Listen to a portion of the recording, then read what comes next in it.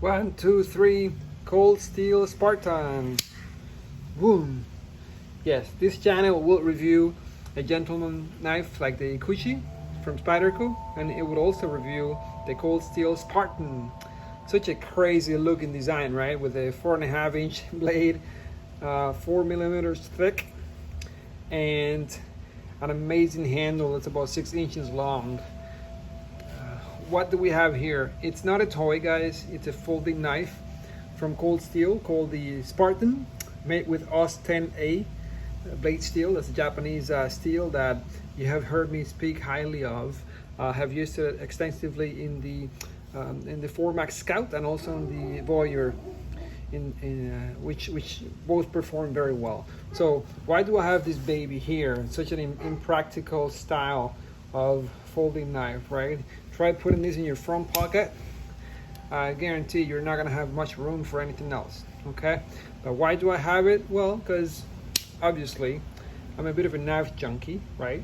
I don't get the opportunity to use them all the time on trips, on backpacking, and camping. But whenever whenever the opportunity presents itself, I sure enjoy utilizing these blades. If you have a backyard with a lot of vegetation, this can come in handy. For example, clearing up banana tree leaves. Those are fun to slice down with this baby. The recurve on the blade works fairly well. Also for pruning branches off of your trees, it'll do a good job, guys.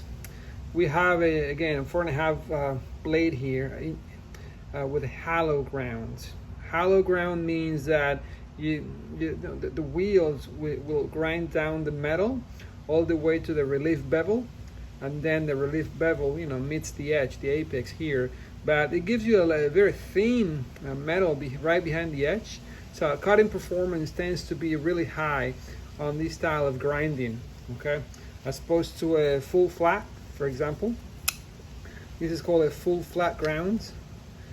There's nothing hollow, right? So from the tip to the edge here, or to the relief bevel, you have a flat grinding process. Here you have flat over here, but then you have a hollow, meaning that the metal goes like this, a bit of a concave motion while it comes to the edge. So a really good cutting performance, guys. That's the takeaway of this blade here. Very comfortable in the hand. Let's jump to the handle conversation here. This is Grivery. Cold Steel calls this fancy plastic Grivery. It's supposed to be really strong and not be affected by weather, temperature, heat, oils, you name it. It's supposed to be really tough stuff. Obviously, I would prefer to see G10, or imagine this baby with some beautiful brown micarta or gray micarta. That would be a dream, right? Visually speaking. But the handle is well designed, really thin over here, so it allows you to really place yourself in a comfortable spot with a finger choil. Lots of guard, so you're not gonna go up on the blade, okay? This ugly butt end here is supposed to trap your hand like the Kopis swords from the ancient times. For reference, you can look at the movie 300 for you to see that style of sword used by those fighters. Okay, so the main takeaway here is the sheer cutting performance of this blade. Yes, this is a cutting machine, guys, absolutely. In the kitchen with that belly and that thin grind, in the backyard, in the forest, wherever you go, this blade will cut very efficiently. You can compare it to fixed blades of similar sizes, and the cutting performance is really comparable. For example, if we take a look at a much more elegant fixed blade of similar blade lengths, this is the Knives of Alaska Alpha Wolf. Very thin, slicey blade. You could argue that you could cut a lot more with this folding knife, right? And yes, it's wide and chunky, but once you fold it, look at it. It's still a lot more compact than what you would need to carry with a compact fixed blade like this. So there's something to be said about really strong folding knives, because once they're folded, you can take them anywhere. pretty much, right? So, obviously legalities are a different story. I would strongly advise carrying this in a city environment where it could compromise you know and you get what I'm saying. So don't take it in the city, don't use it in the city, use it in your house, in non-urban environments.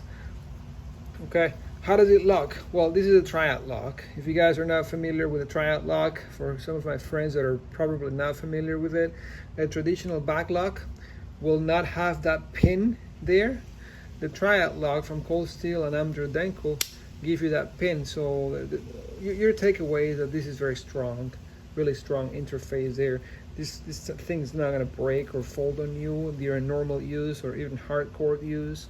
Okay, so that's the Cold Steel Spartan. I wanted to share my thoughts on it. Obviously, Cold Steel knows what they're doing.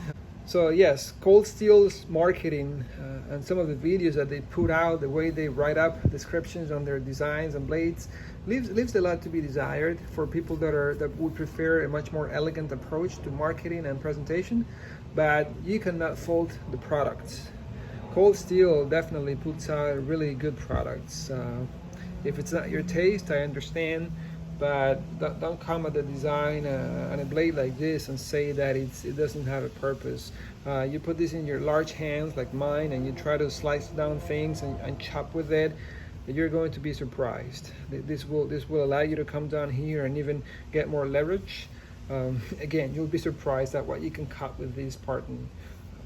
Okay, thank you.